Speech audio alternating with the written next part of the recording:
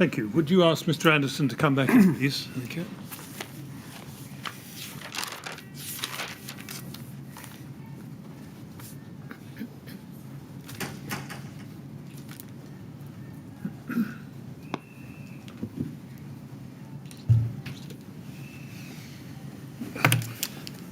Right, Mr. Anderson, ready to carry on? Yes, thank you. Good, thank you. Yes, Mr. Kinnear. So, thank you. Before I recommence examination of Mr. Anderson, I should say that the council team have been reviewing the evidence of Mr. Anderson and Mr. Yes. Gibson over the course of the short adjournment, particularly having regard to the timetable. In view of the volume of Module 3 questions properly to be put to both witnesses, and in order to accommodate the Module 1 questions within the timetable, we've decided not to examine Module 3 issues with these two witnesses now. Instead, consideration will be given to seeing which Module 3 questions can be investigated by further Rule 9 requests, and a recall of these witnesses for oral evidence if necessary at Module 3. Yes, very well. Thank you very much. Thanks, sir. Thank you. Mr. Anderson, now turn to the topic of Studio E's terms and conditions. And we looked a little earlier at a letter sent by Bruce Soons, together with a suite of documents. And could we turn that document up, which is SEA quadruple 04562. And I'll just let you familiarise yourself again with that letter. Okay.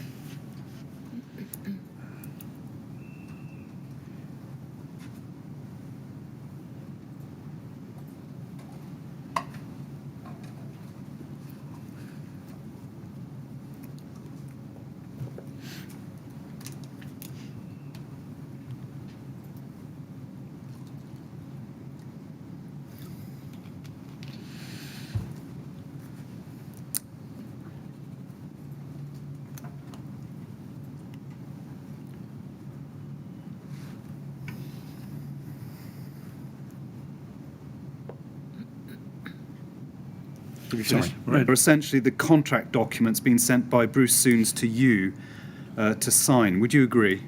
Yes. Did you read those documents? I reviewed them, not necessarily at a great level of detail, because at this point they were draft or considered to be draft. And so you read them? Yes. Yes. Did you sign them? No. And why didn't you sign them at this stage?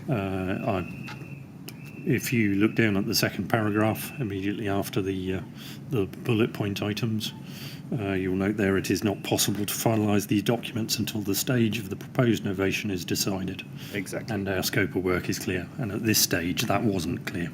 Exactly. And that leads up to my question. Is that the explanation as to why these documents were not signed at this stage in 2012? Correct. Thank you. Now, among the suite of documents that were sent by Mr. Soons was the document we can see at SEA quadruple 09823. Now, this is a project data document, and if we could turn to page 5, it lists there the project appointments. I'll just let you have a quick read of that so you know what I'm asking you.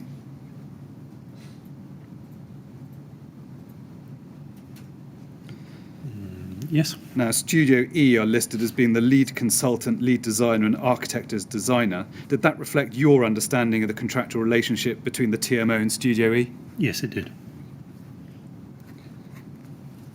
And just for the avoidance of doubt, at which REBA stage were you expecting Studio E to work until?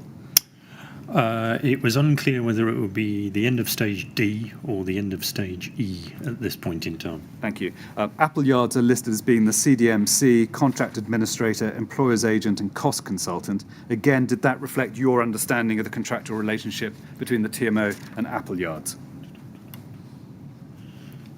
Yes, bar the fact that contract administrator is also... Oh, sorry, they are immediately below that, employer's agent. Apologies. So the answer to my question is yes. Is yes. Thank you.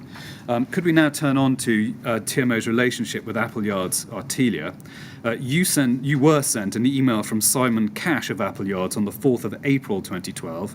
Now that is at ART quadruple 06309, internal page 3. And he says there, I understand that you have started discussions with Studio E in connection with improvement works to Grenfell Tower. Peter Wright has asked me to make contact with you to discuss cost consultancy services. Now, Peter Wright was from RBKC, is that right? That's correct. Were you expecting this email from Simon Cash? I'd expected it much earlier than this, but yes. Had you been told by Peter Wright or someone else at RBKC to use Apple Yards? Yes. Yes. And who gave you the instruction? Again, that was in a similar vein to that for the remainder of the pre-construction professional team through a variety of contacts at RBKC.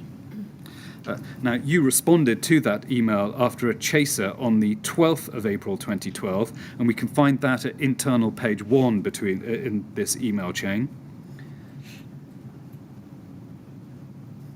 And that you say there in the second paragraph, essentially what I require at this stage is the development of a project works cost budget based upon the proposals being developed by the design team. So at this stage, is it right to say that you were instructing Apple Yards as cost consultants at this point? That's what this specific communication relates to, although they were from my inquiries of RBKC. So I'd asked RBKC what conversations they'd had with Apple Yards, but also what their services were in relation to calc, because that was the basis upon which we would be engaging them. And you understood that Apple Yards were separate and distinct to the design team, is that right? Yes, although whilst they wouldn't have a direct design role, I still classed them as a member of the design team. Why? Because they're an intrinsic part of the overall composite makeup of a design team. A cost consultant advises on costs, employer's agent advises upon the administrative aspects of it, and probably more importantly, the CDMC role is the one that should be focusing upon health and safety matters. So is it right to say that you weren't intending to instruct them to carry out any design role? Not specifically design, no. Cost consultancy? Yes, that was, so as you highlighted earlier on, CDMC role, employer's agent, which incorporates contract administration. Who would you expect to advise TMO on the design and any design changes proposed by Studio E or any other designers? I would have expected either Apple Yards in its CDMC role to advise upon health and safety implications or regulatory implications, or Apple Yards as employer's agent to advise as to whether or not the design evolution had compromised or derogated the employer's requirements. Can I take it from that, do you consider there was insufficient knowledge and expertise in-house at the TMO to provide advice on design and design changes? I think whilst KCTMO and my directorate and team had appropriate skills, experience, competencies, resources, we very much operated on the basis of being a thin client, and that we outsourced that element of the function to the pre-contract professional team. You go on to say, I anticipate your commission being on the same basis as that for calc, and the team working on Grenfell must be separate to calc, as it must not impede progress on that project. So just to make clear a point you made earlier on, what you wanted was to use Apple Yards, but with different personnel on the different projects. That's correct. Did anyone give you an express instruction, or indeed an implied instruction, that progress on calc ought not to be impeded? I think there was an implied instruction from RBKC that our work, the work of the pre-construction professional team, should not impede the work that was to be progressed and was being progressed on calc. Thank you. If we can go to the top of this email chain, and we see there that Simon Cash attached a proposal for provision of QS, EA and CDMC services. Did you request those services? Yes. Did you request any other services from Apple Yards? No. Could we now go to the minutes from the second design team meeting on the 24th of May 2012, which can be found at ART quadruple 06411. Now, these are minutes prepared by Studio E. You, Ricky Sams and Paul Dunkerton were present from the TMO. And if we look under item 1.00 introductions, it says Alan Dawson is introduced as the project manager assisted by David Hale. Did you understand that to be the case, that Mr. Dawson was undertaking the project manager role? If I may explain. If you could answer the question first, and Yeah. then we can take it from there, Mr. Anderson. I didn't believe that, or it certainly wasn't my understanding, that Apple Yards were performing the role of project manager in its industry sense. Can you explain to us why Apple Yards had formed the view that one of their own would be the project manager? My recollection is that Alan Dawson and one other from Apple Yards were introduced to me as project managers, not necessarily that they would fulfil the role of a project manager on the project. That gives rise to the question, who did you think would be carrying out the project manager role?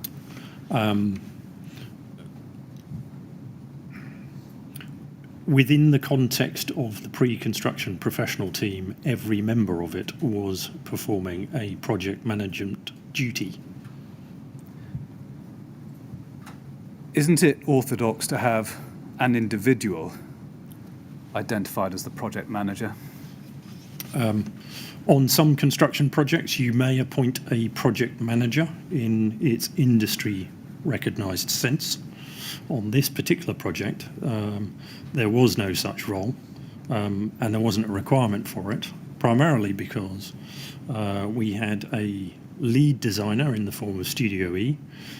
We had an employer's agent in the form of Apple Yards, similarly CDMC, and a cost consultant.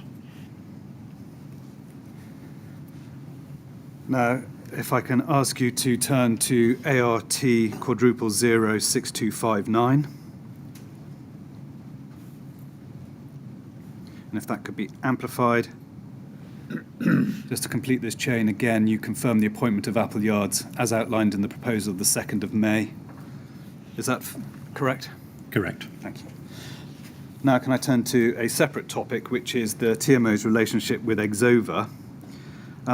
First of all, can you help us, first of all, how you or the TMO first came to be aware of Exova? There was a design team meeting. I cannot recall whether it was hosted by Studio E or it was hosted by Apple Yards. It was an expansion of a discussion around fire safety. I recall that Studio E had suggested again that they would like to engage, or they felt that we as clients should engage, a fire safety consultant, and it. Thank you. Now, if we can turn to paragraph 21 of your first witness statement, which is at TMO 1004898, internal 4. And you say there that part of your primary involvement in the Grenfell project was consultant team appointment and management. Is that correct? Correct. Now, if we can turn to paragraph 67 within this same witness statement, which is at page 14.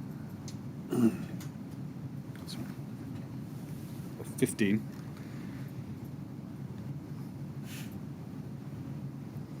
Where you say you had responsible for ensuring that systems were in place to assess TMO properties for health and safety risks. An example of this is that I would need to be satisfied that there was a system in place for assessing properties for fire risk. Now, does that mean that you had responsibility for ensuring that there was a fire safety strategy at Grenfell? Within the TMO, health and safety and fire safety matters were dealt with by the health and safety team. In my role, I wished to be satisfied, and I wanted to be satisfied that appropriate processes were in place and that the relevant documentation was evident, and I did satisfy myself with that. Your specific point about a fire safety strategy, I would say on that it wasn't a statutory requirement to have a fire safety strategy, and there are many buildings that I'm do going not. to interrupt you. I apologise, Mr. Anderson. The question you asked was clear. Did you have responsibility for ensuring that there was a fire safety strategy? What's your answer to that question, please? No. Thank you. Where did you think that responsibility lay? As I said, there wasn't a statutory requirement to have a fire safety strategy. There's a statutory requirement to have fire risk assessments. And where did responsibility lie, do you say, for conducting those assessments? For ensuring that those assessments were carried out, that was the TMO health and safety team. And where did responsibility lie for ensuring there were systems for those fire risk assessments to be carried out? Again, that was the health and safety team. Now, in this regard, we go to discuss Exova at paragraph 63 of your first witness statement. And if you could turn to that. My understanding is that Exova were initially paid directly by the TMO, which provided the TMO with the direct contractual link to them. I believe this direct link was important as the fire safety strategy and advice was going to be quite crucial to the success of the refurbishment of Grenfell Tower and the ongoing management of Grenfell Tower. Can you explain why did you think it was important to have that direct contractual link? For me, fire safety and the health and safety of residents was a key requirement. We were talking about doing quite a lot of work to Grenfell Tower.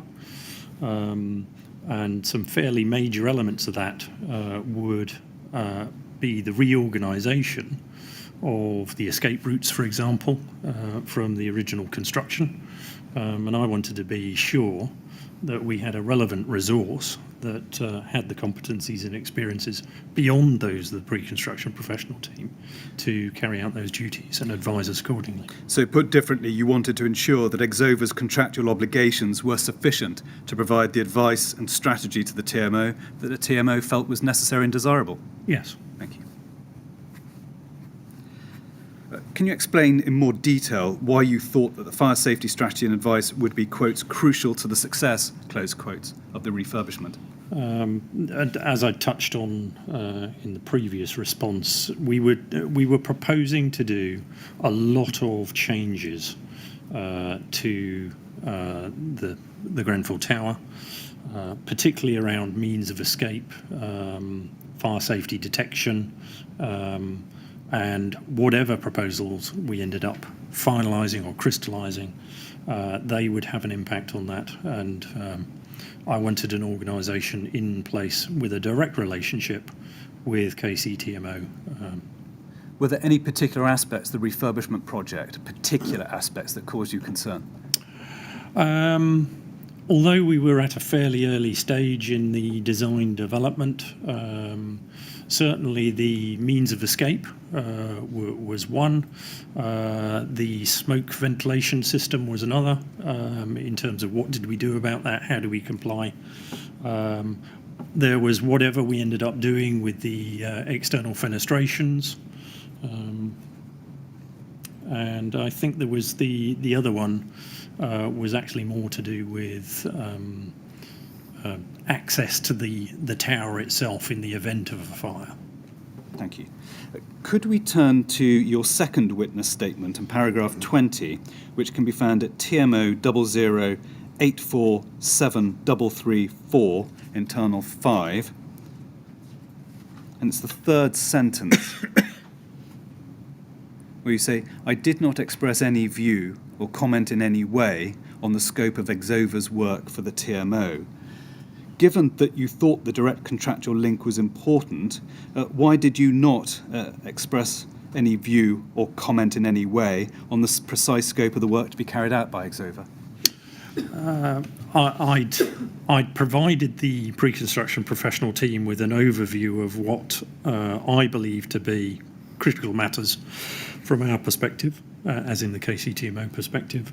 I'd also made it quite clear to the pre-construction professional team that direction to Exova about their final role in relation to the evolving design will be dealt with through Studio E. Now, can we follow that through? And if we can turn to give some context to paragraph 21 of this statement, where you say this: I did not carry out reviews of the reports produced by Exova, nor did I read their reports. Rather, I would have taken guidance from the pre-contract professional team, in particular Studio E and Apple Yards. I did not review a draft fire safety strategy before I left the TMO, nor did I act on any recommendations made by Exova that I was aware of before I left the TMO. This was the role of the pre-contract professional team. Now, which pre-contract professional team member did you expect to act on the recommendations made by Exova? Studio E and Apple Yards. Apple Yards were retained as EAQS and the CDM-C. Did you expect any guidance to come from them in relation to fire safety strategy? Yes. What particular guidance would you have expected given their contractual roles? For Studio E as the lead designer, I would expect them to follow codes of practice, regulations, legislation, and the like. And from Apple Yards, particularly in its role as CDMC, is to advise on any divergence from regulation or recommendations around that. Do you know if anyone at the TMO had read any of the reports or fire safety strategies by the time you left the TMO? I didn't read them. My understanding is that Paul Dunkerton may have read them, and that they were also shared with the health and safety team within TMO. Thank you. Could you be shown the minutes from the client meeting that took place on the 28th of March 2012, which can be found at MAX, MAX, quadruple 0, treble 0, 8.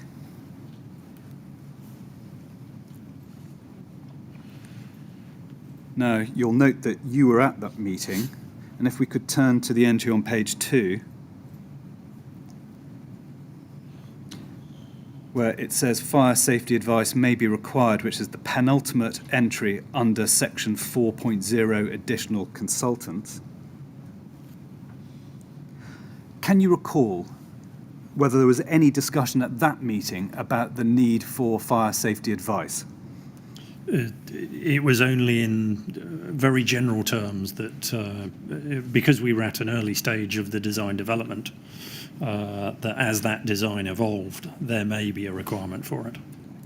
And did Mr. Sooms mention which aspects of the project would require fire safety advice, or why such advice was necessary? I don't recall it at that stage. But it was left that Studio E were to engage a fire safety advisor, is that right? Subsequent to this, yes. Did you ask them to do so, or did they volunteer to do so? They put forward Exova Warrington Fire as a suggestion. I confirmed that that was acceptable to KCTMO and that we would progress that. So, put differently, and apologies for putting maybe the same point differently, did you recommend that Exova were used? Was it something that Studio E was solely to investigate? Studio E recommended them. Thank you. Did you know Exova by reputation before this time? I knew of Exova and I have used Exova previously. Did you carry out any checks yourself to ensure that they were competent to work on the Grenfell project, or was that something you left to Studio E? I left that with Studio E, although I was aware that they were very much viewed within that sector as being the market leader. Were you aware that Exova would be required to advise on the overcladding aspect of the project? That was my intention. It was your intention? Yes. Can we now look at the minutes of the first design team meeting on the 19th of April 2012, which is at TMO 1001143?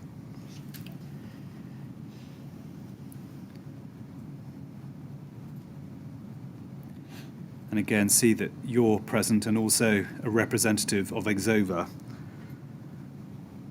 Now, if we de-amplify that, we can see that you gave an outline of the project brief. Can you remember who'd arranged for Exova to attend that design team meeting in April 2012? My recollection is that was Studio E. Now, Exova sent a fee proposal to Bruce Soons on the 9th of May 2012. And if we could turn that up, please, it's at TMO 100038885.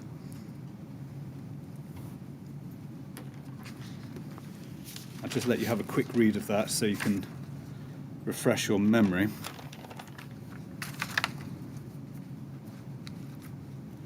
Could we skip to the next page, please?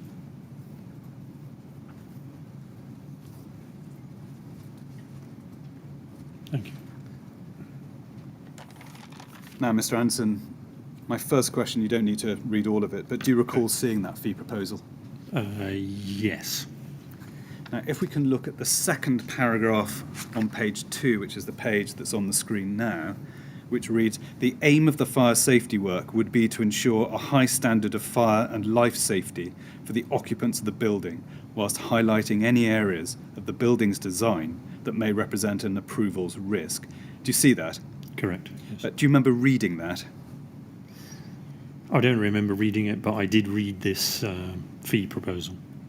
Did you carry out any checks to make sure that what Exova were offering to produce would meet their aim of ensuring a high standard of fire and life safety for the occupants of the building? I didn't. Is that something you left to Studio E? I relied on both Studio E to advise on that and Apple Yards in its role as CDMC. Did you ask the question of Studio E whether what was proposed met that aim of ensuring a high standard of fire and life safety for the occupants? My recollection is I asked both Studio E and Apple Yards as CDMC, and that they both confirmed that this was acceptable to them. Thank you. Now, under the heading Rebirth Stage D/E, which is slightly further down this page, the second paragraph states, "The fire safety design would be documented in a fire strategy report. This document would ultimately be submitted to the Building Control Authority in order to achieve regulatory approval." Were you aware that Exova were to produce a fire strategy report? Yes. Were you aware that the report would be submitted in order to achieve regulatory approval? Yes. Do you know if such a report was in fact submitted to Building Control? I don't. Who would have been responsible for ensuring that had been done? My understanding of the process and my expectation would be that through Studio E that would be submitted. Did you ever respond to either Studio E or Exova in relation to this fee proposal? Or did you leave it with Studio E to deal with? No, I recall delegating responsibility to Paul Dunkerton to go back to Exova following discussions with Studio E and Apple Yards as CDMC to confirm the fee proposal as acceptable. So, if I can be more precise, you decided that it was acceptable and you directed Mr. Dunkerton to confirm that. On the basis of guidance from Studio E and Apple Yards, yes. But you made the decision there. Yes. Can we look next at the minutes of the project design team meeting on the 25th of June 2012, which can be found at SEA *0 4864.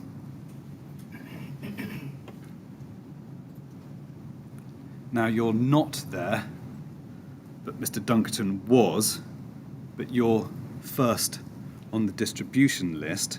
Do you remember reading these minutes? I don't remember reading them, but I did routinely read design team meetings. Thank you. Could we go to page 3 of these minutes and the heading Previous Actions at the bottom half of the page? And you'll see the second entry reads, "There is no existing fire strategy for the building. Exova will need to prepare one as part of the upgrade works. SE Studio E to Chase." Do you remember reading that? Yes. Given your role in relation to systems and ensuring there are proper systems in place, were you concerned that there was no existing fire strategy for the building? I wasn't concerned. It is common for buildings of that age not to have an original fire strategy. We are talking about a property that was occupied in 1974. What I did seek clarity on was that we actually had a fire risk assessment that was in accordance with the regulatory reform order, and that was confirmed to me. That's not minuted there, is it? I don't think. It isn't. I wasn't at the meeting to ask that question. Did you email Mr. Dunkerton, for example, afterwards? I can't recall whether I emailed or he emailed me. We had a discussion around this. The fire risk assessment was obtained from the KCTMO Health and Safety team, and it was provided to the pre-construction professional team and Exova. Now, can we look at the minutes for the next project meeting on the 18th of July 2012, which are at SEA *0 5254?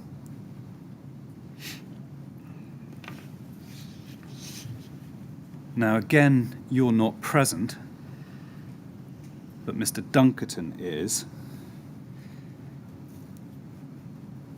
And before we go on to previous actions at page 4, you mentioned earlier in your evidence that you juggled a number of your commitments at this time. Is this the type of meeting which you wouldn't have attended but would have sent Mr. Dunkerton to represent the TMO's interests? Yes. Now, if we go to page 4 and the heading Previous Actions, you'll see there as the final item, there is no existing fire strategy for the building, Exova to proceed. Can you remember reading that entry? I'm sure I did. And can you remember whether at this time, given the absence of an existing fire strategy, you chased Mr. Dunkerton as to what was happening about the fire risk assessment? Can you remember what you did in response to seeing that entry? I recall Paul and I having conversations, I can't recall when, around providing, well, one, checking that fire risk assessment was in place. That was subsequently confirmed by the KCTMO Health and Safety team, and subsequently a copy of that was provided to the pre-construction professional team and Exova. Were you aware, or did you ask, what steps Exova had taken to produce a fire strategy when you saw this? No. Did you know whether Exova had even visited the tower by this stage? My understanding from the feedback I'd had was that Exova had visited, but it was an external view only.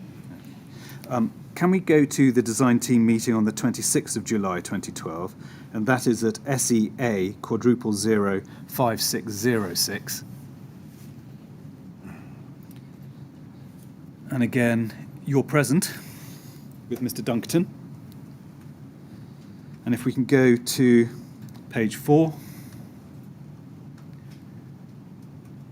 under quantity surveyor, the final entry, there is no existing fire strategy for the building.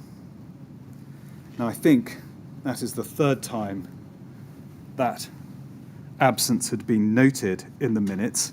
Can you remember what steps you asked to ensure that Exova had started work on obtaining or preparing a fire safety strategy?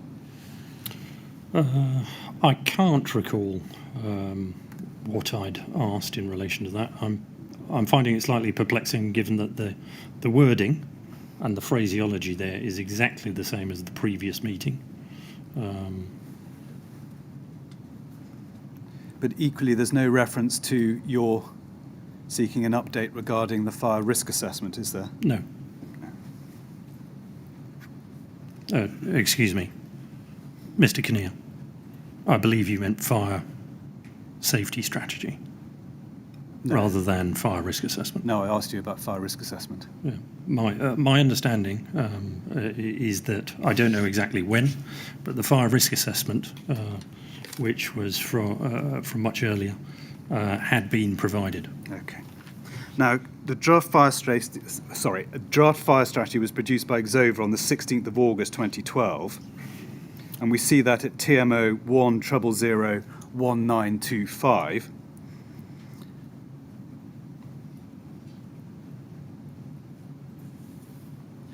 Now, did you read that report? No, I didn't. Why? I don't recall.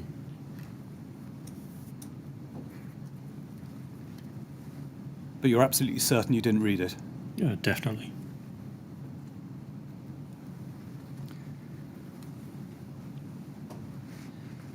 Can you give us an explanation as to why you didn't read it? I don't know whether it was issued to me. Even if it had been issued to me, I would have very much been relying upon the pre-construction professional team and Apple Yards in the role of CDMC to review the detail of it and bring back any recommendations or alterations that are required to it. You didn't think you'd bring to bear some of your experience and expertise and the benefit of your continuing CPD to read its contents and satisfy yourself as what had been done? Again, I can't say whether I don't recall seeing this document.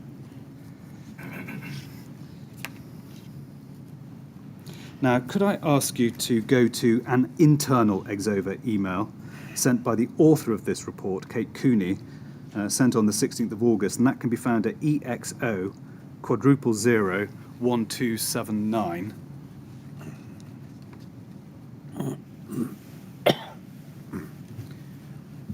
And if you can see the large paragraph at the start and 3 lines up, Kate Cooney said, and I quote, "They are making an existing crap condition worse. So it's a matter of working the worst bits out and making the new stuff work. No sprinklers wanted, LABC Building Control, Kensington, Chelsea." Do we have any contacts there? Now, were you ever told either by Studio E or anyone else that the proposed changes would be making the existing building worse from a fire safety point of view? I've never had that relayed to me. I've not seen this email before. Now, you were at the meeting on the 26th of July 2012, which was attended by Claire Barker from Exova. Can I ask you the specific question? Did she raise anything at that meeting along the lines of this comment? I don't recall anything of that being raised. Now, in that penultimate and final line of that sentence, it says no sprinklers wanted. Can you remember, was that the TMO's considered view at the time that you didn't want to install sprinklers? I don't recall that specifically, and certainly didn't give an instruction to the pre-construction professional team that we shouldn't install sprinklers. I am aware that the general view within building control, fire authorities, etc., was not to install sprinkler systems if they weren't essential. That comes on to my next question, which is, were sprinklers ever discussed as a possible option at Grenfell? I do recall there being general discussion around it, but nothing further beyond that. Okay. Can you remember who the participants were in the general discussion? Were you involved as a starting point? No, I didn't start that discussion. My recollection is that Studio E fed back following conversations that they'd had with building control. Okay, thank you. Now, you attended a design team meeting on the 6th of September 2012, and we can see the minutes at SEA:006157. And if we turn to the second page, and if you could amplify down there, you see below halfway there's a heading fire, and there's a second entry there which says, "The draft fire strategy needs detailed interrogation, and a meeting was arranged with Studio E early next week to review." Now, do you remember any discussion about the substance of the fire safety strategy at that meeting? My recollection is that following the initial draft, which, as I said, I hadn't read, there were some elements of it that required clarification, and that clarification could either come from KCTMO in terms of its management of the building, so the stay put policy or vacate, LFEPA, London Fire and Emergency Planning Authority, or from building control. Was it any cause of concern for you that the draft required further detailed interrogation? It wasn't at this stage, and I go back to the point earlier that this building didn't require a fire strategy at that point in time. The fire strategy was intended to baseline the design to be implemented, and there would be a further fire safety strategy required as part of the works that have been completed. What was in place, and I did need to satisfy myself of, and did, was that under the regulatory reform order, fire safety, that a fire risk assessment had been carried out, and that the requirements of that had been communicated across KCTMO and to residents. And when you say you wanted to ensure that its contents had been communicated out to KCTMO and to residents, can you help us as to whom you gave the instruction to do so? I wouldn't have given that instruction. That would have come from the health and safety team. But what I do know is that part of the process was that information was shared with residents via the housing management function and through the local estate management office, and that within within KCTMO, it was the health and safety team that forward communicated that to each of the relevant departments. Did you satisfy yourself that the procedures were in place to do that, or did you satisfy yourself that the substance was actually communicated? Which one was it? Both. And what did you do to ensure that the substance had been communicated? Who did you ask? Who did you email? I didn't need to ask. I'd actually seen it for myself at Grenfell Tower. It was evident on the notice board. And so it was the notice board. And just to be more precise, what was it on that notice board that satisfied you? It was the fire risk assessment. Thank you. There was also a copy of it in the information box. And you double-checked that yourself, did you? Yeah, and a copy. In fact, the one I did check is the wardens, the estate wardens, was that they had a copy as well. Thank you.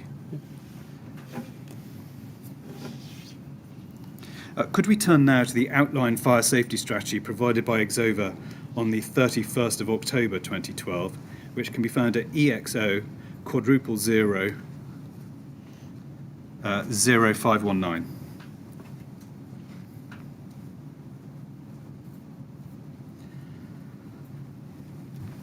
Can you remember, did you receive this report? I don't know. I don't recognise it. Would it follow, therefore, that you don't know whether you read it? Or is it likely that you didn't? I don't recall reading it. If we can turn further into section 1 in the outline strategy. And if I could ask that to be amplified, and if I could just ask you just to skim read that for me, Mr. Anderson.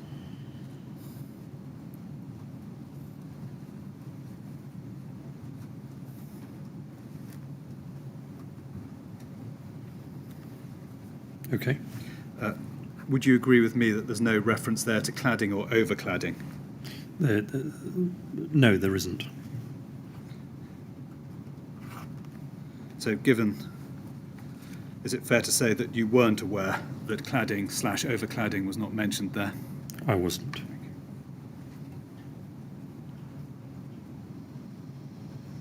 Could I ask you to turn to paragraph 3.1.4 on page 8 of this outline?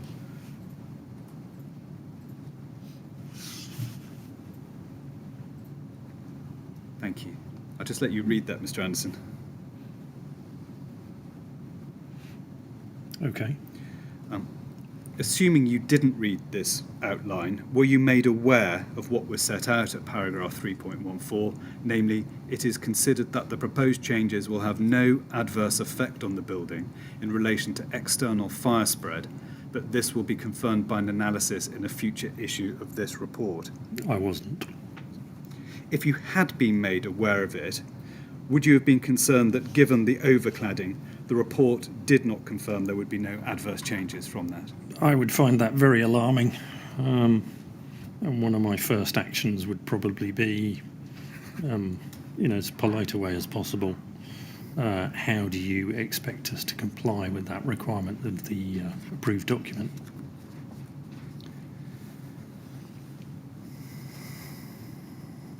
Could I turn to paragraph 64 of your first witness statement, which can be found at TMO 100-48968, where you say the fire safety strategy had not been finalised by the time I left the TMO. Did you meet or speak to Peter Madison as part of a handover arrangement?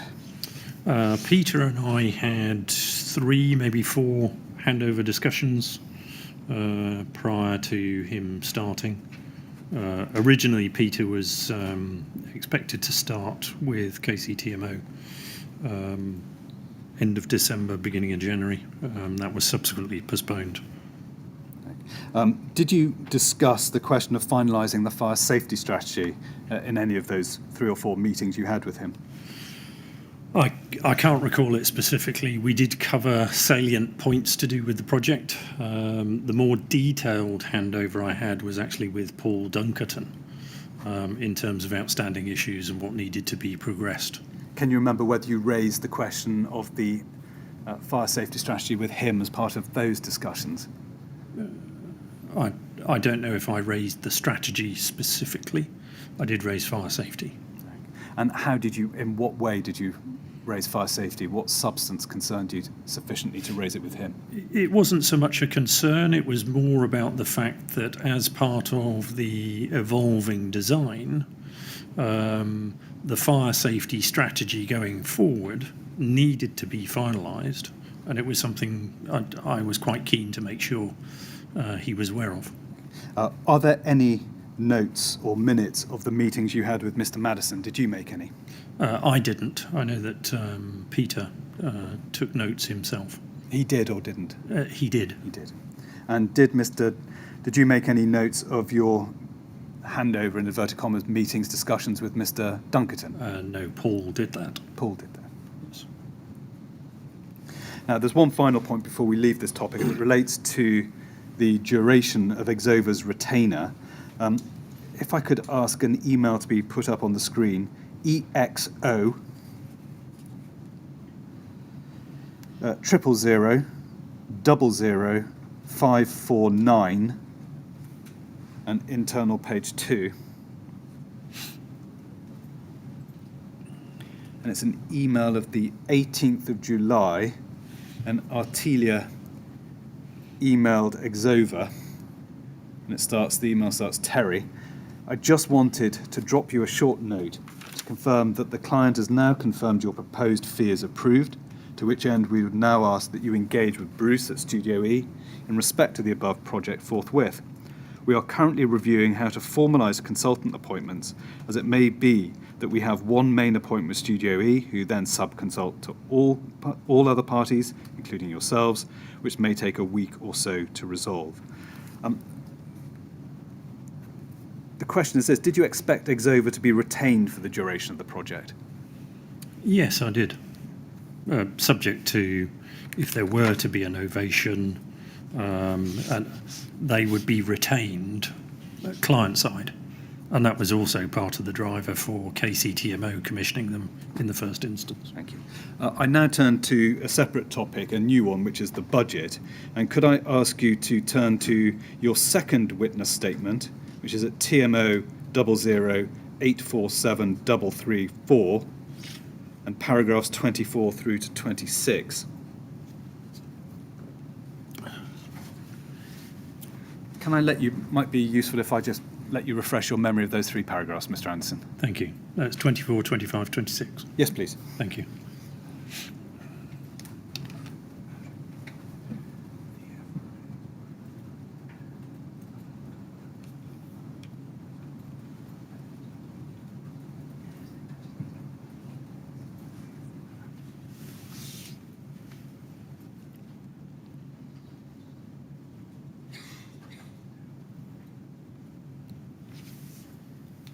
Thank you. Thank you, Mr. Anderson. Now, you've noted at paragraph 24 that you were involved in constructing and presenting the initial budget to the board, which was £6.2 million, funds which were to be derived from the sale of Elm Park Gardens, and £3 million from the capital budget. Now, what role did you have in setting that budget? The budget setting process was very much informed, or I was guided very much by Apple Yards in their cost consultancy capacity. And so I very much relied upon them to provide construction budget figures, and from that then derived an overall project budget. Thank you. And can you help us? How was the figure of £6.2 million calculated, and by whom? The 6.2 million was calculated by RBKC. It was on the basis of receipts that they received from the sale of Elm Park Gardens sub-basement areas. That was a matter that they took forward to their cabinet. You drew attention to that report earlier today.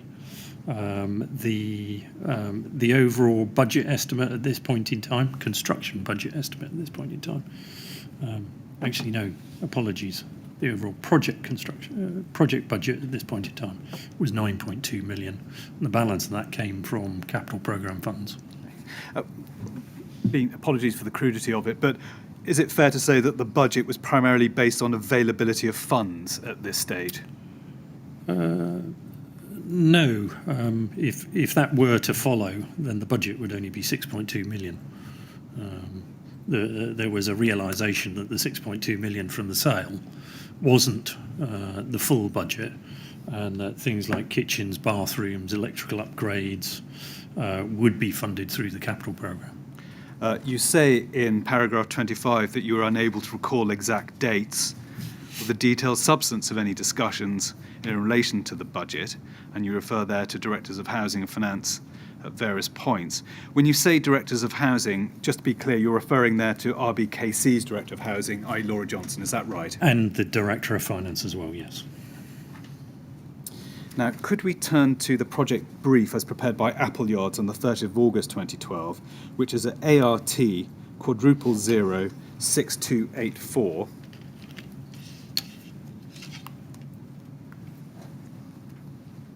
If that could be expanded, particularly the central section dealing with budget.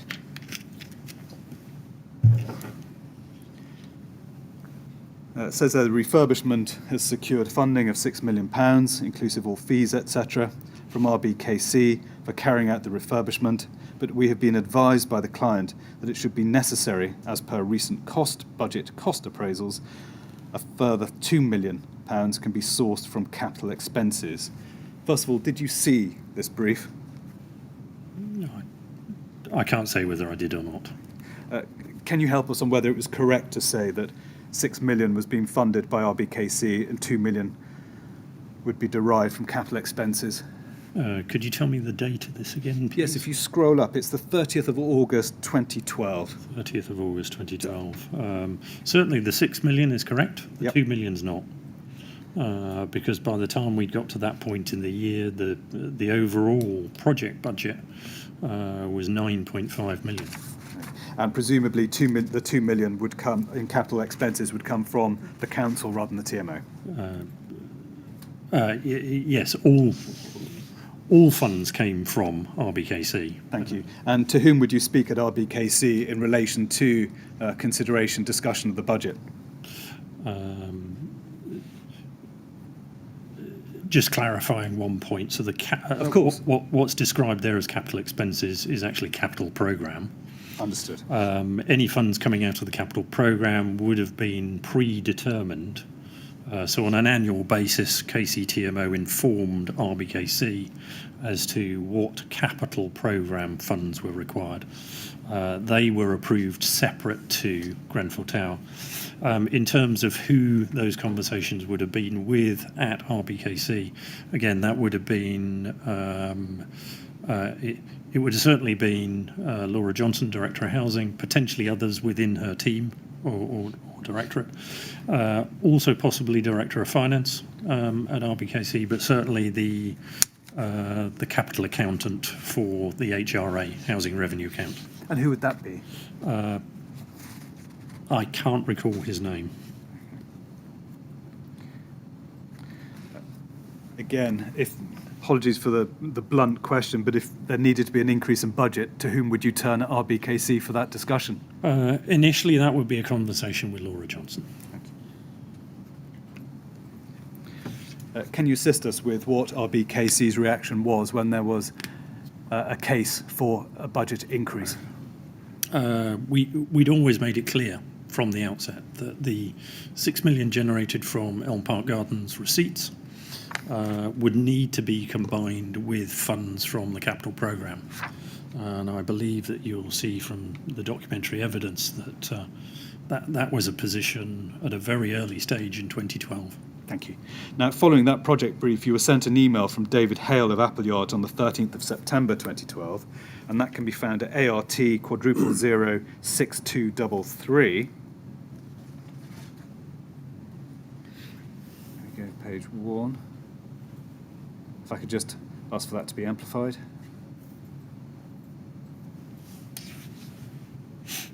I'll just let you have a quick read of that, Mr. Anderson.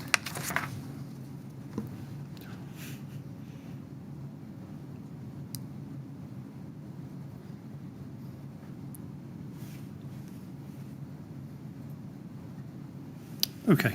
Now, the email before said that the cost was estimated at £9.28 million, i.e. over the then current budget. Now, in David Hale's email, he says, we need to evaluate the scope of works in line with the BREEAM pre-assessment issued by Syntegra and bottom out where we can achieve savings if possible.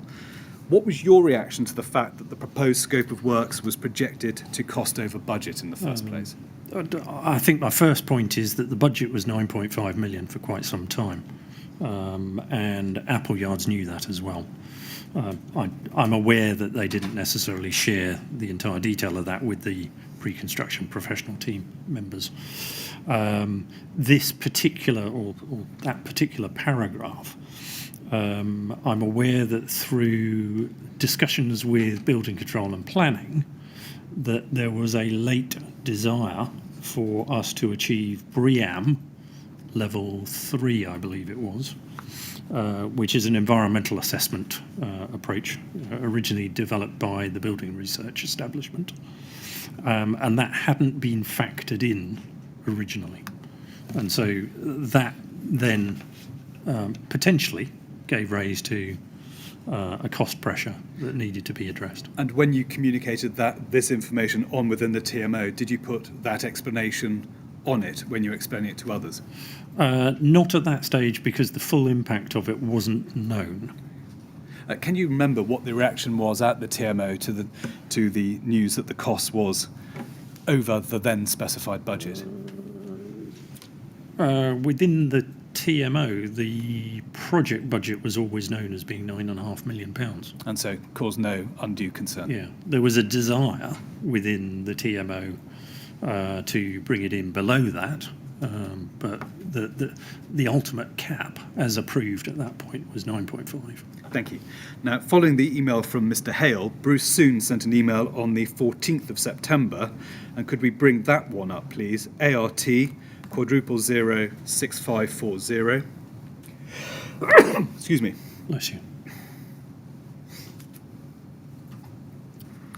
Now, just above the box entitled Cost Plan, the third sentence in that paragraph states the magnitude of the extra cost means that unless the budget is increased or the scope reduced or value engineered, we are at an impasse. Now, the first question is this. Mr. Soon seemed to be less relaxed than your evidence just recently given tend to suggest.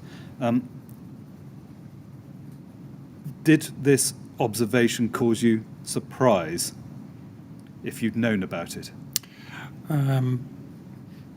You did know about it, sorry, it was the email sent to you. I've been sent it. Sorry, I'm just getting used to the date format that's on here. I apologise, some of them are American. Yes. Yes, I was aware of this communication, and I wasn't particularly surprised because around this time there were some other dynamics being introduced into the mix. So RBKC, for example, had asked us if we could broaden the scope of work, and within the pre-construction professional team, that caused some angst. Because they obviously got it to a point where they thought they'd bottomed everything out, only to then have some additional elements introduced. Apologies, Mr. Anderson, I cut off. What did you understand Bruce Soons to mean when he suggested value engineering the scope? How could we achieve the same outputs for a reduced sum of money? And were you in favour of that course? Provided it didn't compromise what the outputs were, or the technical aspects of those, I would be more than happy to entertain those as discussion items. If it had been put more bluntly as cost cutting as opposed to value engineering, what would have been your response then? Then we'd have a more serious conversation about where they were coming from. Could we look next at the minutes of the project meeting held on the 4th of October 2012, which can be found at ART quadruple 06468.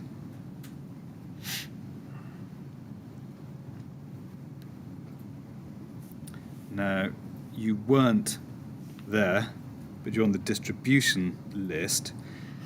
And can we turn to the second page?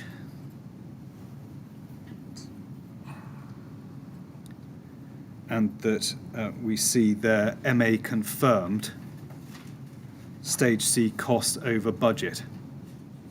Thank you. Final entry on that page, sorry. But there was sufficient scope for value engineering to proceed beyond stage C. Studio E to issue stage C report for sign-off, including design options above. Mr. Kinnear, could I ask a question here? It's not the usual dynamic, but no, please do. It's just that the record indicates I wasn't at the meeting, but the detail indicates I was. Oh, it could well be that Mr. Dunkerton communicated it as well. Right. Could be. Okay. Sorry. Back to your point. The final. Could actually, if you scroll up. So I may have misled you there. Did you see not that far back onto the page we were at? And you see, yes. Can you see there? Thank you further very notes from much. meeting with Mark Anderson. Thank you. There you go. Right. Thank you very much. Well done. Right. Would you mind scrolling down again? Yes, of course. Go to the very bottom Thank you. entry at the Thank you. end of the page. And apologies, your No, question around that point. Valuable interruption. How had you determined the scope of value engineering to be able to say that you could proceed beyond stage C?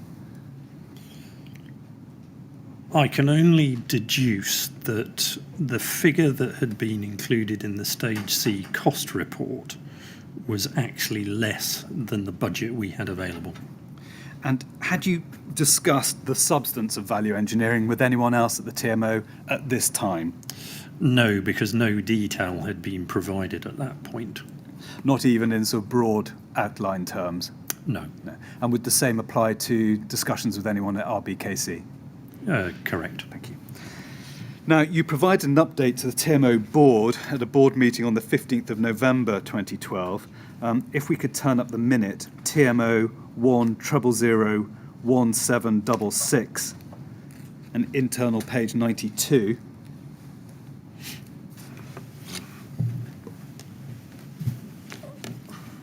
And we look at paragraph 6.2, you reported that the total project budget for the combined works is 9.4 million. This comprises £6 million regeneration works, 2.5 million capital programme works, and 0.9 million contingency. Can you help us? Where had the increase in the budget come from?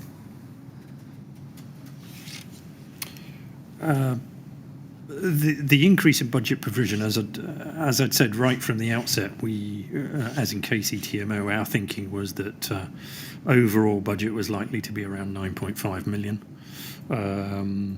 That the actual projected cost plan or construction cost, I believe, started at 5 to 6 million, following the Hunters report. And then as the pre-construction professional team developed their design, Apple Yards took that and issued, forgive me, I believe it was monthly cost reports that ultimately brought us to this position. So had the budget, whether it's 9.4 or 9.5 million, been signed off by the TMO executive at that stage, so November 2012? There were various stages. I can't recall the precise figures. You've certainly put up two board reports that indicated that. Now, the issue of budget culminated in a report going to RBKC, and if we can go to the report you submitted to the TMO board, first of all, on the 8th of January 2013, which I think is incorrectly referred to as 2012, and that increased the budget to £9.768 million. And if we can go to that, it's at TMO 1001898.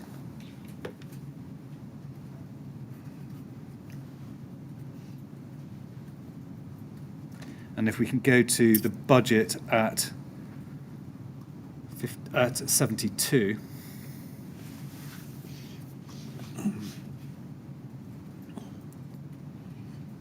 If we scroll down, and again,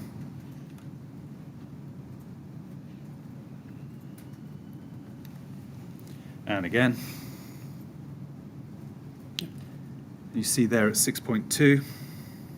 The 9.768 figure.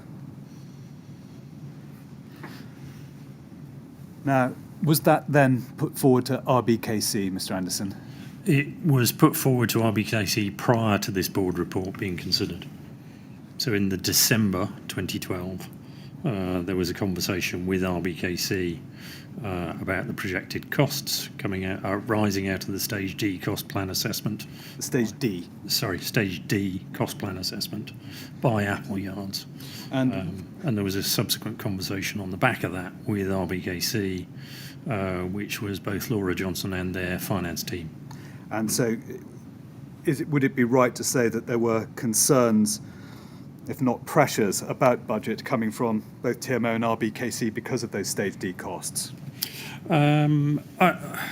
Yes, there were concerns, but in terms of the funding, certainly from the discussions I'd had, and my knowledge of them, was that it was funding that could be managed. Right. And because of these discussions, were you obliged to have any discussion with professionals, contractors, consultants about their costs? Not at this stage, no. My recollection from those discussions in December was that RBKC's perspective on it was that as long as we kept it below 10 million, they were comfortable. Okay. And of course, I think I'm right in saying the 8th of January 2013 was your last day? It was indeed. Thank you. Now, if I could ask you to turn to your second witness statement, which is at TMO 008473334 and paragraph 26, which is where we started some time ago. You say that you recall concerns arose in late 2012 as Leadbitter's proposed costs were not in line with the indicative cost plan produced by Apple Yards. This disparity led to conversation about the realism of Leadbitter's costings and their potential future involvement in the project. Were these the concerns we've just been discussing? No, I don't believe they were. My recollection of this is that, as you've seen in that previous item that was on display, we were 9.7 million approximately. On a monthly basis, Apple Yards were trying to obtain more definitive cost proposals for the construction work from Leadbitter. That had proved extremely difficult to realise, and I don't believe it ever was realised. But they would give ballpark figures, and my recollection around this time was that the ballpark provided by Leadbitter was 12 to 13 million construction cost. And you say you recalled concerns arising. Can you help us? From whom did they arise? Well, I certainly had concerns about that, because it either meant that Leadbitter were inaccurate with their figures, Apple Yards cost analysis and breakdown was inaccurate, or it was a combination of the two. Yeah. And can you remember any concerns arising from anyone at RBKC? Not in terms of the specific about that, but there were conversations probably from about November 2012 onwards. I certainly had conversations with Laura Johnson about Leadbitter in general terms, in terms of their collaboration or lack of engagement with progression, etc. Anyone else at RBKC that you can remember now? There were others in the room, but it was meetings chaired by Laura. So. Understood. Were the rest of the project team aware of the concerns that are arising late 2012? They certainly were, because I think from certainly November onwards, possibly even October 2012, the cost plan information and the figures coming back from Leadbitter, we weren't keeping it secret, we were sharing it with the pre-construction professional team. Apple Yards were being quite open about their analysis of it, and that was shared with the pre-construction professional team. I'm sorry to interrupt you. I can take you to some contemporaneous emails just to help here. Can I ask you to turn to TMO 00848811 internal 4.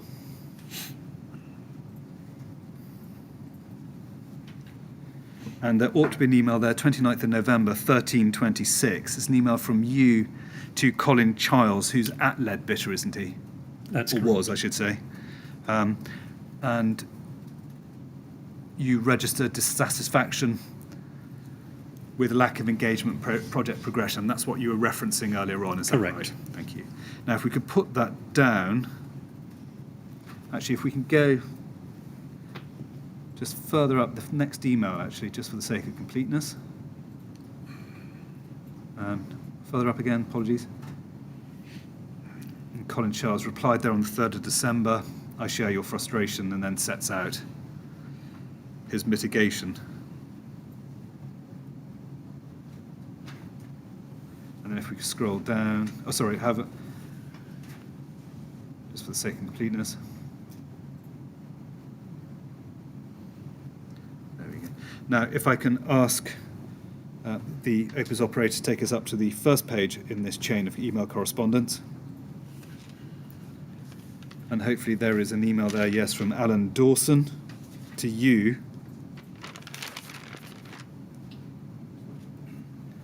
In which he says in which he says that Leadbitter are deliberately not progressing the project unless and until £6,000 of PCA fees are finalised, which wasn't the approach they took at Calc, which is in the last paragraph on that page. Does that ring a bell with you? It does, and I recall having the conversation, certainly with Alan Dawson, I think with Simon Cash as well at Apple Yards, about this string of email string, because as the string evolved, there appeared to be disparity amongst the parties and their contention and recollection of the situation. Does the correspondence, or did it indicate to you a sort of broader breakdown in the relationship with Leadbitter? It was quite a surprising situation, because in face-to-face meetings with Leadbitter representatives, this wasn't their tone. But when they were pressed for information, etc., it became quite defensive, almost adversarial. Could we turn to ART, quadruple 0639.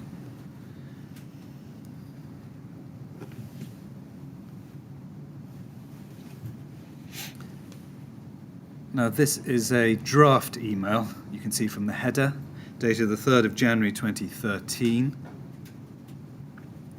And you're the last on the copy list. Yep. And the email says in the third paragraph, towards the end of the line, RBKC will now no longer be recommending the TMO proceed with you on the latter and will advise them to retender the works to a list of contractors not including Leadbitter. Mm-hmm. Was that draft, given you left on the 8th, this draft was prepared whilst you were still in post, that's right, isn't it? That's correct. Can you flesh out for us the discussions that had been had at RBKC TMO before this, or that resulted in this draft being prepared? As is actually indicated in the draft there, at Laura Johnson's SRO calc meetings, Grenfell Tower was always discussed. From sometime October, November, in fact, I believe the date here, December 2011, is incorrect. That should be December 2012 in the first line.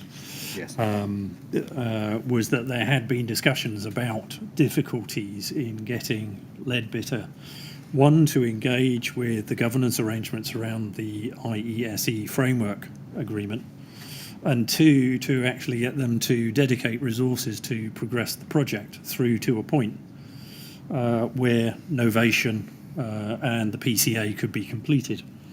And that had been discussed, as Laura indicates there, certainly at the November meeting and the December meeting of 2012.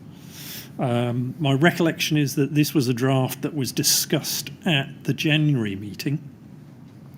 I don't know if it was sent, but that was very much where this had come from. That's useful. I understand in parallel, because I attended those meetings, that there had been some issues with Leadbitter in relation to the calc project, not so much to do with the academy element of it, but the leisure centre element. Understood.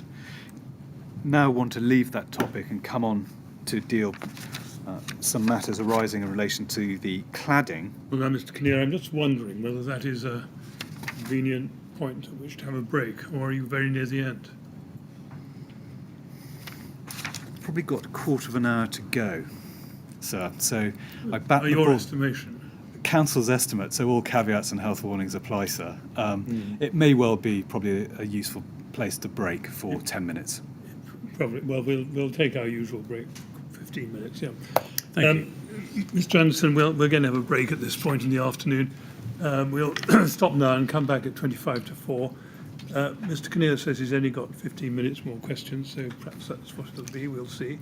Anyway, you go with the usher if you would, please, and remember not to talk to anyone about your evidence when they're out of the room, please. Thank you, Mr. All Chairman. right. Thank you very much.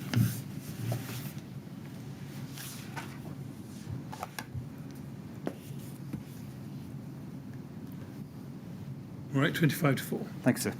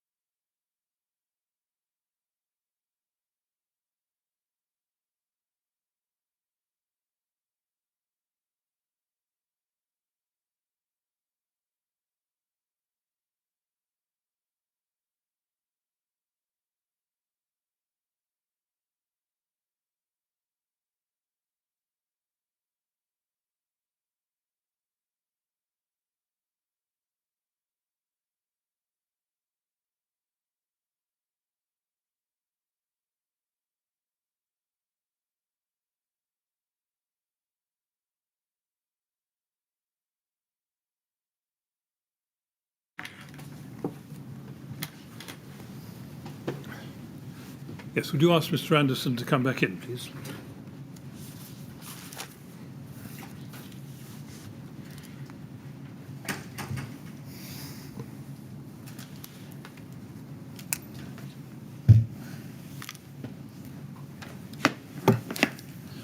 All right, Mr. Anderson, ready? Thank you, Mr. Carry on. Chairman. Thank you very much. Thanks, sir. Mr. Kinnear?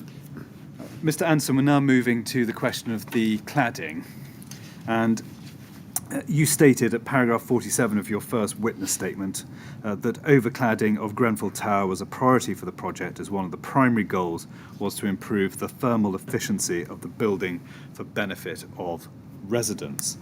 Now, given your knowledge of Lacknell and the issues arising at Lacknell, given the CPD you'd undertaken, which you said earlier covered the lessons from Lacknell, did that knowledge inform the approach you took when considering the design proposals for cladding on the tower?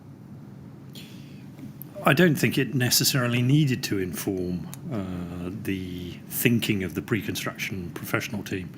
My understanding and recollection throughout my engagement with KCTMO was that the cladding, regardless of the type or types that were being considered, were that they encompassed inert, or put another way, non-combustible materials that conformed with legislation, and in particular the approved document. Right, if we come on to, probably useful at this point to come to paragraph 51 of your first witness statement, which is at TMO 100-48968.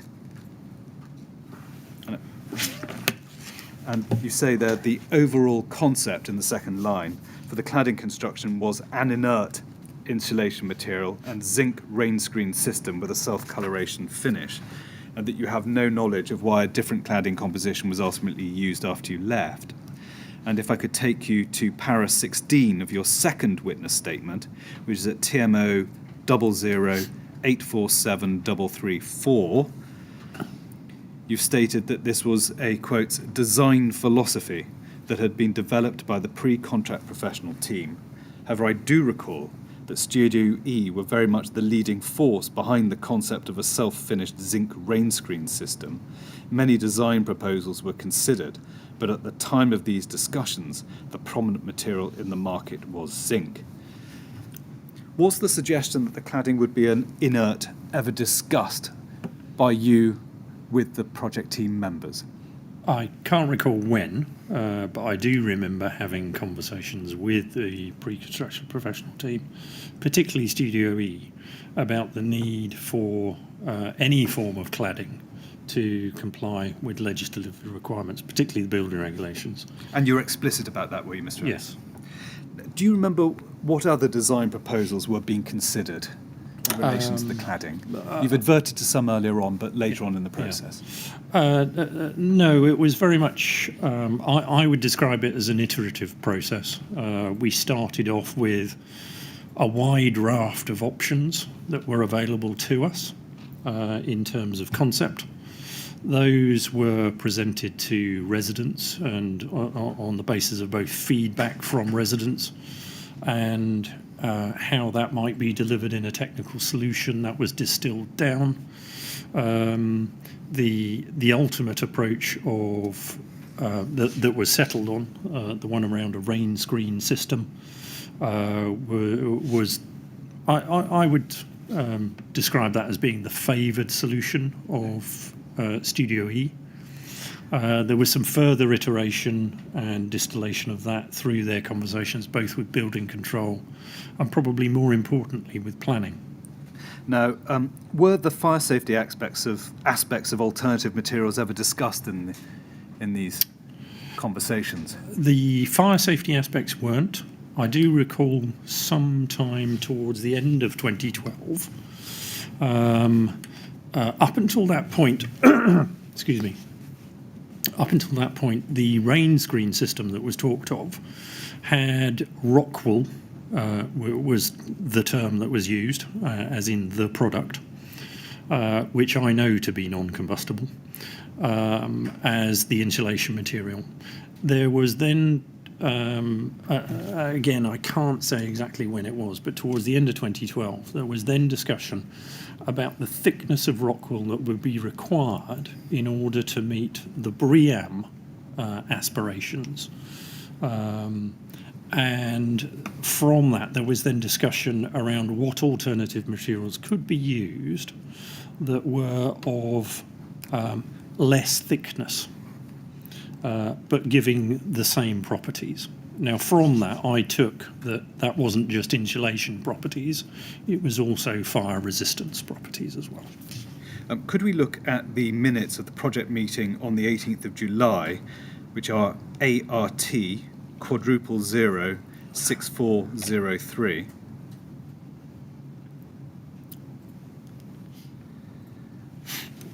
And you're on the distribution list but weren't present. And if we can go on this, on the second page, please, and the penultimate paragraph at the bottom, which starts, zinc rain screen emerging as front runner aesthetically for cladding. VM zinc composite panel may be most cost effective for true zinc finish. Can you remember from whom the suggestion of zinc rain screen had first come? Studio E. To the best of your knowledge, what discussions had taken place regarding the aesthetic and fire-resistant qualities of zinc rain screen, and between whom? Dealing with the aesthetic first, this was one of a range that had been put forward by the pre-construction professional team. There were different types and variations of consultation with the community and residents around the finishes. Whilst it may not have been the VM zinc, it was a metal panel type system that was the preferred option of residents. Although that was caveated with, we don't want any garish colours. So that was the aesthetic aspect that came from them. I'm aware that there were subsequent conversations with planning and the architectural review panel.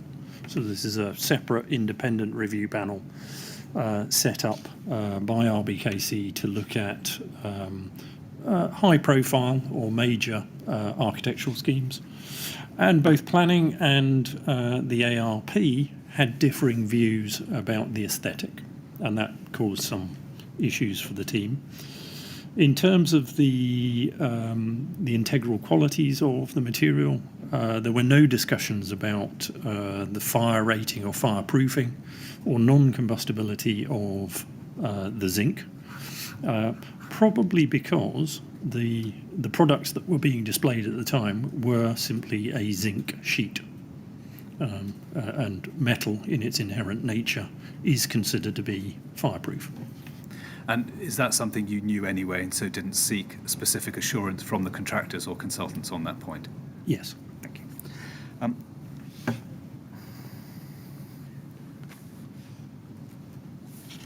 Could I ask you to look at TMO 100499899?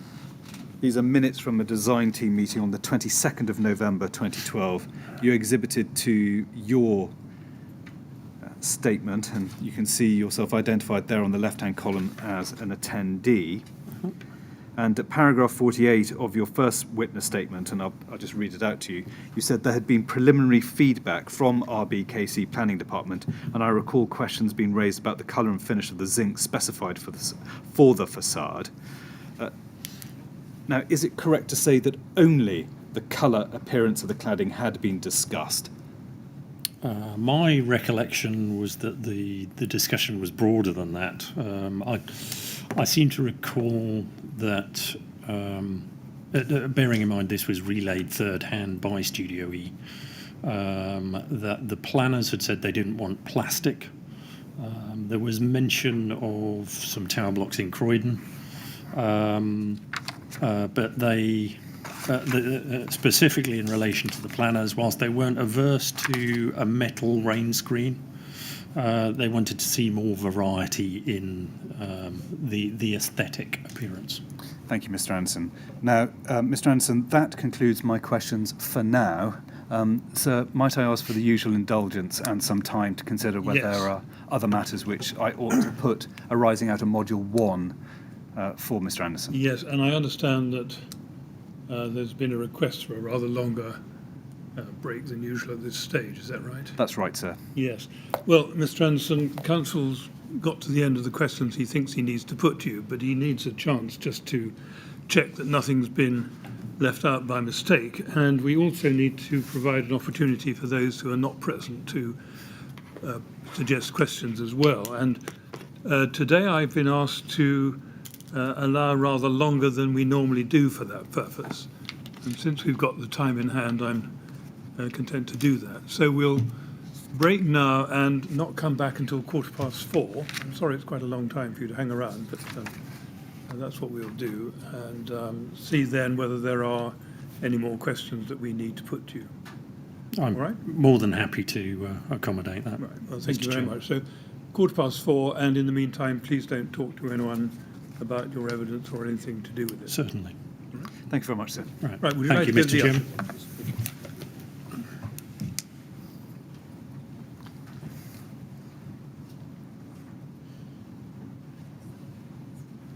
Very well. 4:15 then, please. Thank you, sir.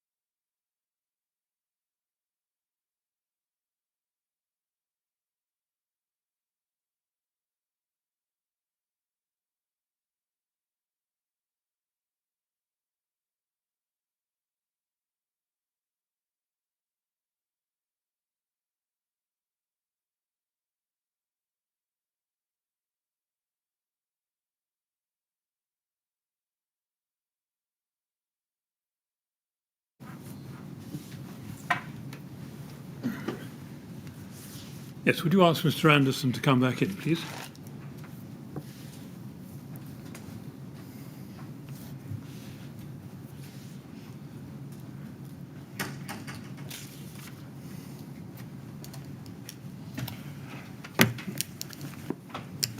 All right, Mr. Anderson. Well, now we'll see if there are any more questions for you. Thank you, Mr. Chairman. Yes, Mr. Kinnear, have you found some questions? I have found some questions, sir. All right. First, if I may, Mr. Anderson, before the break, I took you to the design team meeting number 5 on the 18th of July 2012, at which zinc composite was mentioned. Can you help us? What was your understanding of the properties of zinc composite cladding? As I described earlier, my knowledge of zinc composite cladding was very much based upon the sample that was provided not only to us as client, so Tmo as client, but the pre-construction professional team and to the residents and the community. And that was on the basis of a sheet of metal, probably about 1.5 millimetres thick, and that through its inherent nature, it was non-combustible. That said, if you heat something or expose something to sufficient temperature, it will always burn. Thank you. Can I now turn on to a different matter? And could I ask you to turn to paragraph 11 of your second witness statement, which is at TMO 008473334. And you said there, just to refresh your memory, the cost of the calc project was £58 million. This gave me assurances that the pre-contract professional team were competent to carry out the Grenfell Tower project. It is my understanding that the board also took comfort in that. Can you help us? What led you to make that point in your supplemental statement? Can you remember? I believe that was in response to either a question that was raised or clarification that was sought. Can I ask you to turn to TMO 008473337,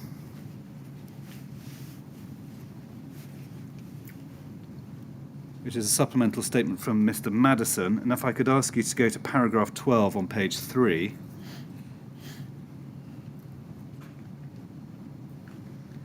In which he says, as explained in my earlier statement to the inquiry, the pre-contract professional team used for the project had already been appointed. I was also aware that the calc project was a significantly larger project than the refurbishment of Grenfell Tower with a budget of £58 million. I do not recall ever having a reason to doubt that the pre-contract professional team were competent to undertake the role. Now, Mr. Madison makes the same point that you did in paragraph 11 of your second statement. Did you discuss that point with Madison, Mr. Madison, or indeed any other point before you completed your second statement? Bear with me, I'm just reading.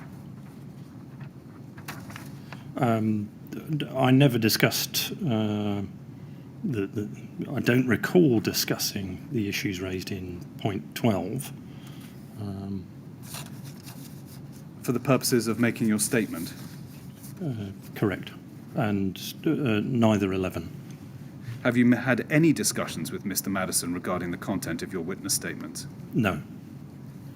I can only deduce that because those figures and the context there is contained within documentation that he would have had sight of on his arrival at KCTMO, that's where he's gleaned that knowledge.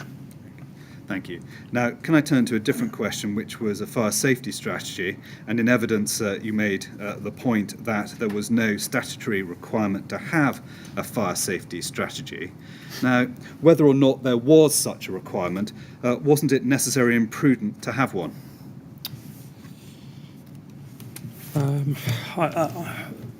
My understanding and my belief is that if you are seeking to undertake alterations to a built asset, then it is good practice to put in place a documented fire safety strategy.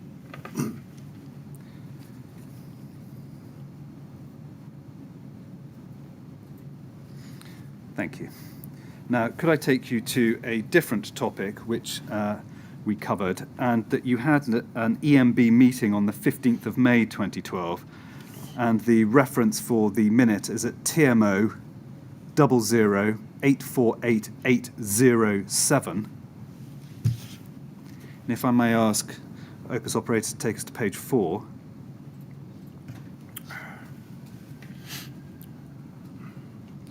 And we see in paragraphs 8.1, second paragraph, or actually it's third paragraph, I think, strictly speaking, ED asked if Studio E have experience with tower blocks, and if not, why are TMO using them? Now, did that question cause you to reconsider Studio E's competence? Bear with me, I'm just reading that Of course. particular paragraph.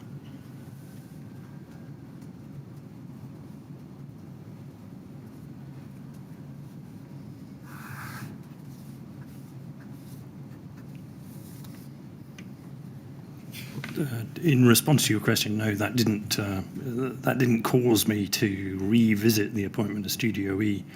My recollection of the context in which that was put was more about had Studio E or any of its employees got residential property experience, but it was more, or the emphasis.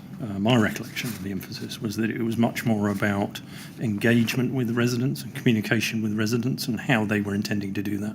Thank you. Now, before we broke earlier, we were discussing the consideration that was given to the qualities and the characteristics of various forms of alternative cladding. Can you help us? Were any of those conversations, discussions recorded in writing? In terms of minutes or anything like that? My recollection is that those discussions were had at the design team meetings towards the end of 2012, and I would have expected there to be some form of reference or record of that in the minutes of those. Thank you. Now, can I turn back to the point you made in evidence regarding the fire risk assessment? And you were very clear in the reference, if needed, to the transcript as at page 129, lines 21 to 25, when you referred to a fire risk assessment which you saw fixed to a notice board. Now, first of all, what can you remember the date of the fire risk assessment that was pinned to that board? I don't recall the date of the fire risk assessment. I do know it was a valid fire risk assessment. When you say valid, what do you mean? It had been carried out within 1 year's period prior to the date upon which I noticed it.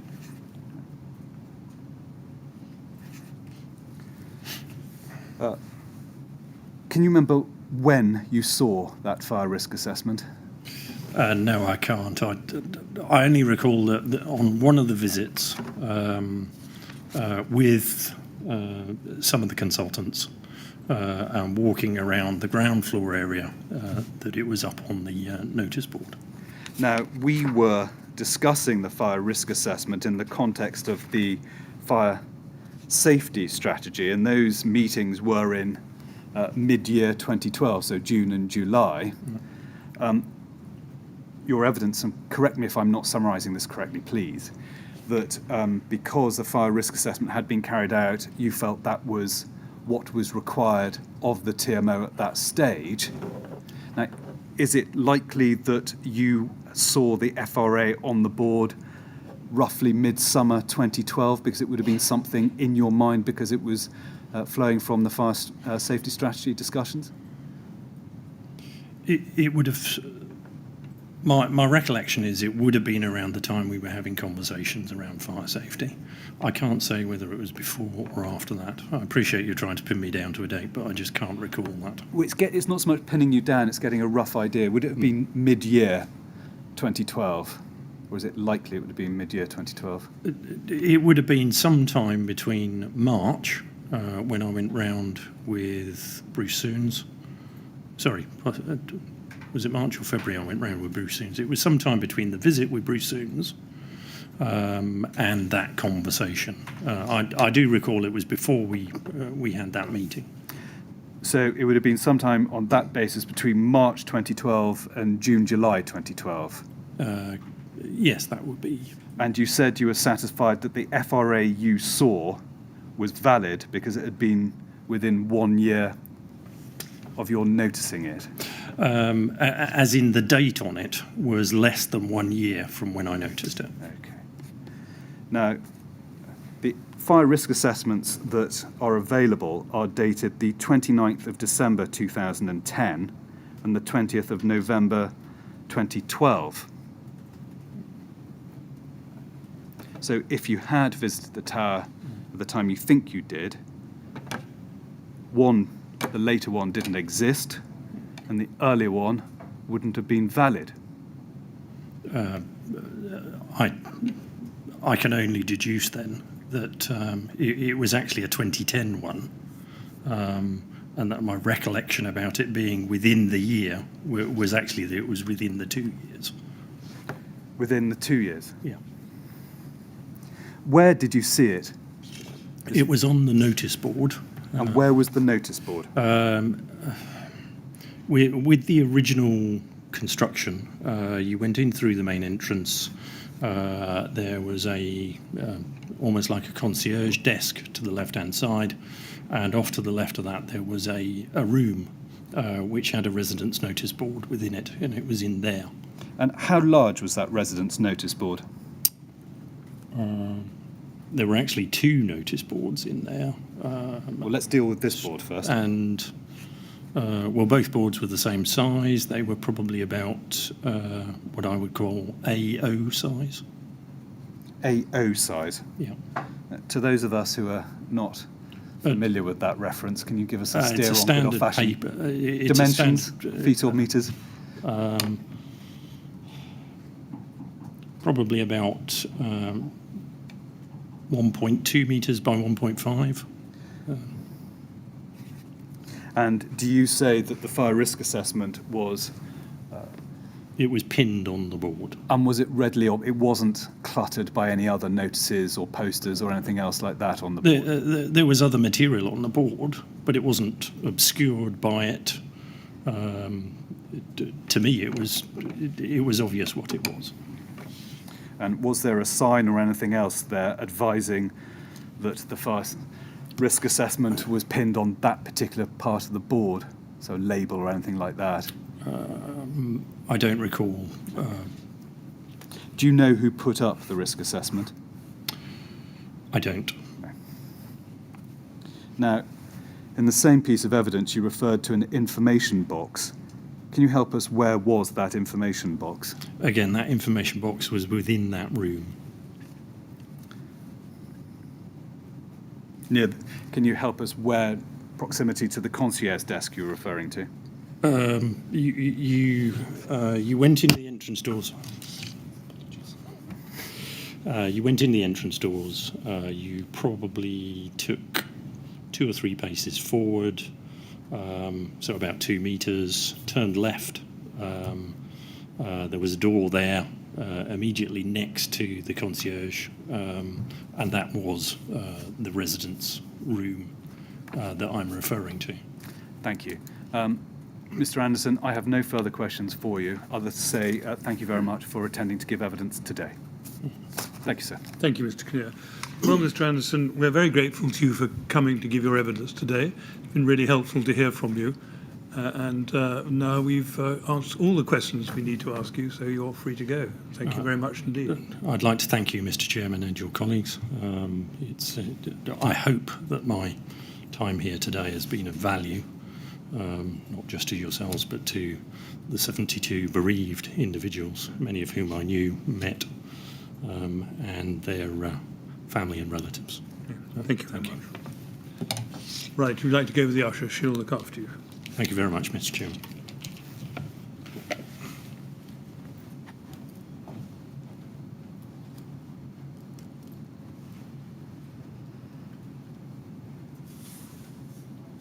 Well, Mr. Kinnear, that's very good timing.